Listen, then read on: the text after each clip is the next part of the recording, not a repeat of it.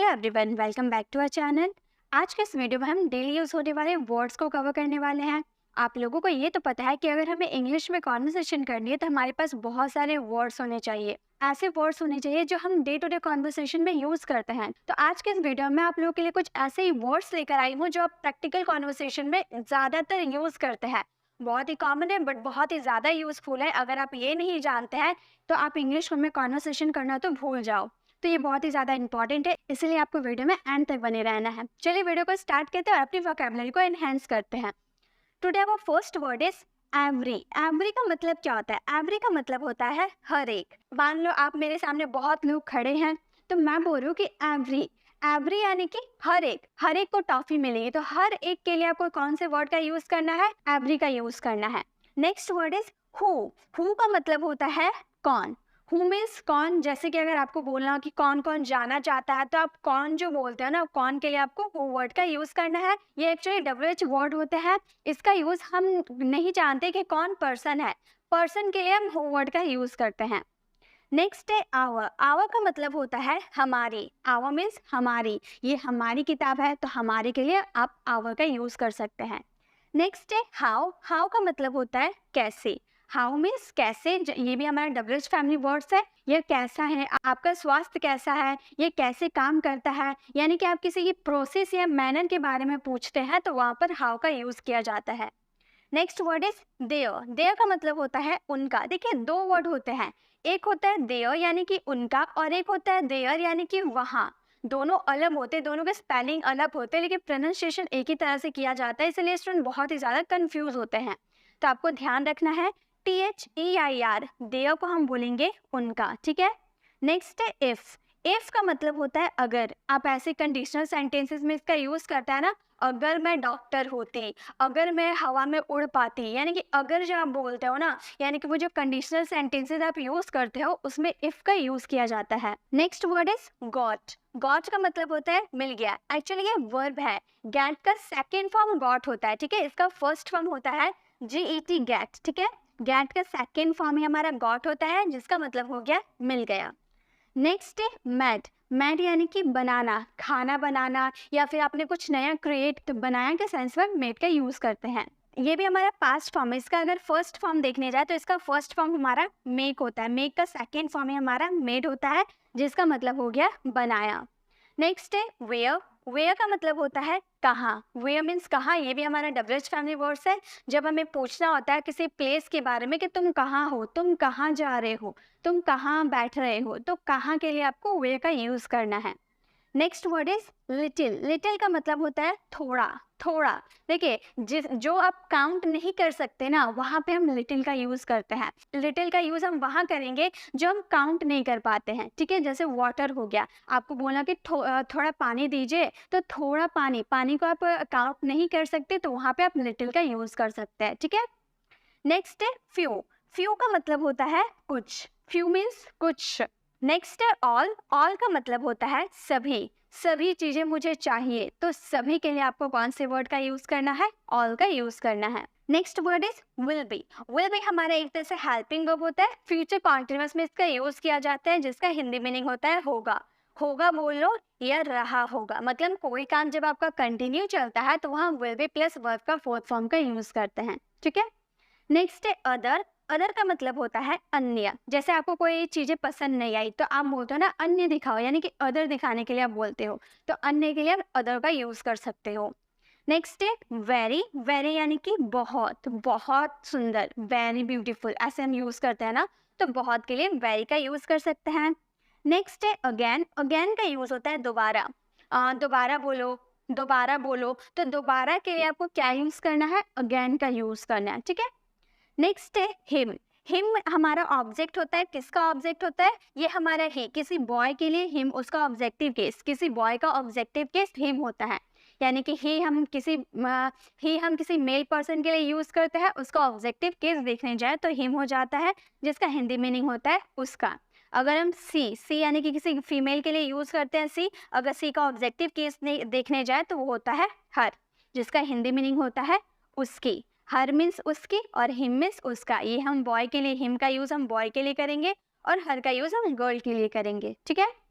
ये बहुत ही छोटे-छोटे वर्ड्स हैं, लेकिन ये हमारी डे टू डे कन्वर्सेशन में बहुत ही ज़्यादा यूज़फुल है। अगर हम इसे अच्छे से कवर कर लेते हैं, 50% जो वर्ड पावर है, वो अपने आप एनहांस हो जाएगी।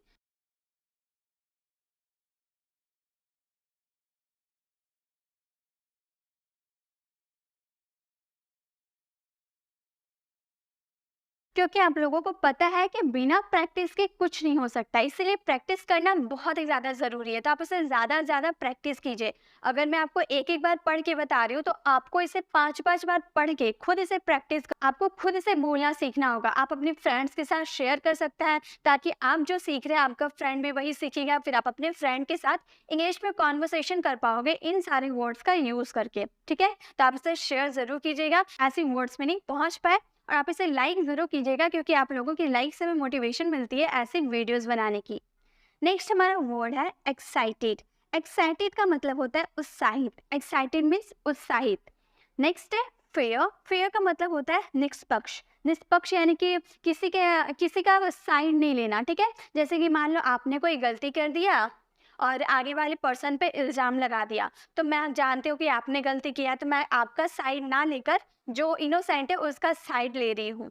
तो ये मैं क्या कर रही हूँ, फेयर कर रही हूँ, यानी कि निष्पक्ष कर रही हूँ, मैं सच्चाई का साथ दे रही हूँ, ठीक है? तो वहाँ पर फेयर का यूज़ करेंगे। नेक्स्ट है फुलिश। फुलिश का मतलब होता है मूर्ख। फुलिश यानी कि मूर्ख, जिसे हम मूर्ख बना देते हैं, उल्लू बना देते हैं ना, उसे हम बोलेंगे फुलिश। नेक्स्ट है फाइन। फाइन का मतलब होता है ठीक। जैसे आप पूछते हो ना कैसे हो, तो आगे वाला पर्सन आपको बोलता है ना फाइन, यानी कि ठीक हो। नेक्स्ट है फ्रेजाइल। फ्रेजाइल का मतलब होता है नाजुक। कोई वस्तु होती है ना, बहुत ही नाजुक होती है, तो वहाँ पे हम फ्रेजाइल वर्ड का यूज कर सकते हैं नाजुक के सेंस में। Next word is funny. Funny यानी कि मजेदार। फनी यानी कि मजेदार। Next word is etch. Etch का मतलब होता है प्रतीक। इच यानी कि प्रतीक। टेल। टेल यानी कि कहना। टेल का सेकंड फॉर्म टोल्ड होता है। टोल्ड मतलब कहा। इसका थर्ड फॉर्म भी टोल्ड होता है, तो इस तरह से हम वर्ब के रूप में भी इसका यूज करते हैं। नेक्स्ट है काइंड। काइंड यानी कि दयालु। काइंड मीन्स दयालु। और एक काइंड का मतलब होता है तरह, यानी कि मतलब कितने तरह का तुम्हें चाहिए, तो तरह के लिए आपको काइंड वर्ड का भी यूज किया जाता है। नेक्स्ट है सेड। सेड यानी कि कहा। इसका अगर फर्स्ट फॉर्म हम देखने जाए, तो इसका फर्स्ट फॉर्म होता है से। से मतलब कहना और सेड मतलब कहा, ये हमारा पास्ट फॉर्म है। नेक्स्ट है देयर। मैंने स्टार्टिंग में आपको बताया था THEIR देयर यानी कि उनका, और THERE देयर मीन्स वहाँ, वहाँ जाओ, वो देयर ऐसे हम बोलते हैं ना, तो देयर का मतलब क्या हो गया, वहाँ। नेक्स्ट है मोस्टली। मोस्टली का मतलब ज्यादातर। ज्यादातर लोग मेरे घर आए थे, यानी कि ज्यादातर के लिए आपको मोस्टली का यूज करना है। नेक्स्ट है वांट। वांट का मतलब होता है चाहना। मैं तुम्हें ड्राइव पर ले जाना चाहता हूँ, तो चाहने के सेंस में हम वांट का यूज करते हैं। Next word is well. Well का मतलब होता है अच्छा। Very well. वेरी वेल हम ऐसे यूज करते हैं ना, यानी कि वेल का मतलब अच्छा। और एक वेल का मतलब होता है कुआं। जो कभी किसी किसी के घर में होता है ना कुआं, उसे हम वेल बोलते हैं। तो अब आप सोचोगे कि हम कैसे समझेंगे कि वेल अच्छा हो गया या वेल मतलब कुआं हो गया। तो गाइस ये आपके बोलने पे डिपेंड करता है कि आप किस तरह की सेंटेंसेस बोल रहे हो। आप अच्छा की बात कर रहे हो, तो वहाँ भी आप वेल को बोलोगे, तो आगे वाला पर्सन समझ जाएगा कि ये अच्छा की बात बोल रहा है, कुआं का बात नहीं बोल रहा है, ठीक है? तुम पढ़ाई में अच्छे हो, तो आगे वाला पर्सन समझ जाएगा ना, अच्छे हो यानी कि अच्छे हो यानी कि वेल, ठीक है?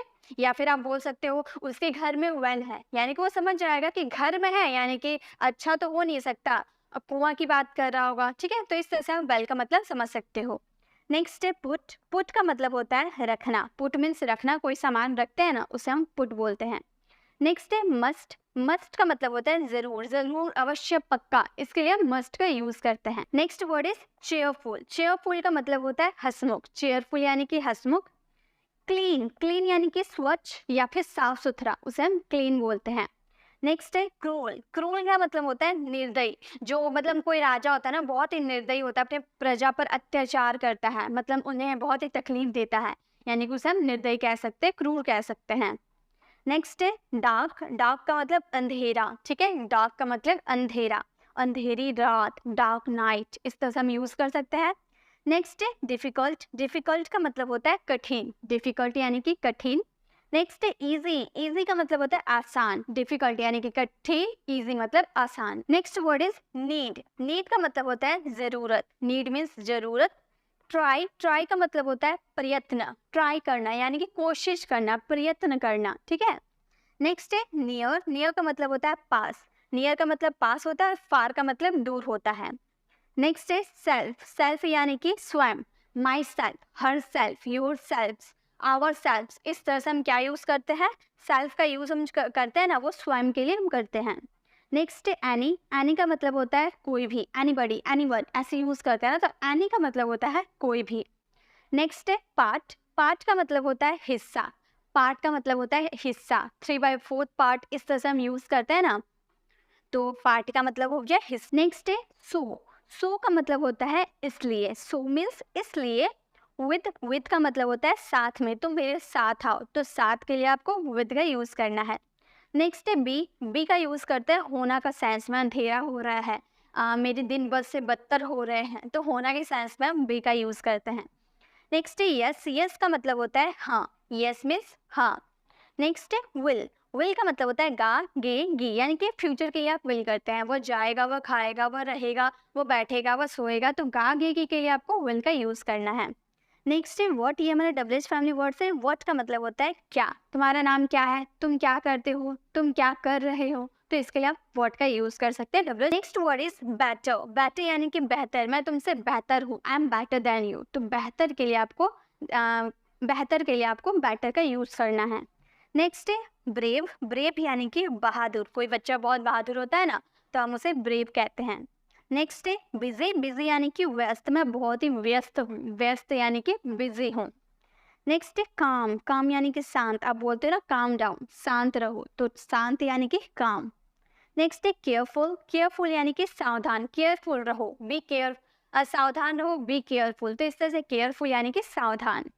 नेक्स्ट है चार्मिंग। कोई होता है ना बहुत चार्मिंग होता है, यानी कि आकर्षक होता है, किसी का फेस बहुत ही चार्मिंग होता है। नेक्स्ट है वॉज। वॉज का यूज हम करते हैं था, थे, थी, यानी कि पास्ट टेंस के लिए हम इसका यूज करते हैं वॉज का। नेक्स्ट है दे। दे का यूज होता है वे के सेंस में, वे लोग हम बोलते हैं ना, वे लोग के लिए यानी कि दे का यूज करते हैं। डैट। डैट का यूज करते हैं की के सेंस में, ठीक है, डैट का यूज करते हैं की के सेंस में, ये हमारा रिलेटिव प्रोनाउन होता है। नेक्स्ट है सा। सा यानी कि देखा, इसका अगर फर्स्ट फॉर्म देखने जाए तो सी होता है, सी यानी कि देखना, और सा यानी कि देखा, ये हमारा फर्स्ट फॉर्म है। नेक्स्ट है सून। सून यानी कि जल्दी, सून मीन्स जल्दी। नेक्स्ट है मच। मच का मतलब होता है बहुत, मच मीन्स बहुत। तो गाइस आज के लिए बस इतना, टोटल हमारे 72 वर्ड्स थे। आज के इस वीडियो में हम लोगों ने टोटल 72 वर्ड्स को कवर किया है। आई होप आपको अच्छा लगा होगा। आपको वीडियो कैसी लगी कमेंट में ज़रूर बताइएगा, ताकि मैं आप लोगों के लिए ऐसे ही छोटे छोटे वर्ड्स लेकर आऊँगी और आपकी वर्ड मीनिंग एनहांस कर दूँगी। गाइज अभी तक आपने डे 29 वाली प्रेपोजिशन वाली क्लास को विजिट नहीं किया तो आप जल्दी से कर दें, क्योंकि टोटल 1.5 घंटे की मैं वीडियो बना रखी हूँ और 1.5 घंटे में आपको सारे प्रेपोजिशन मिल जाएंगे।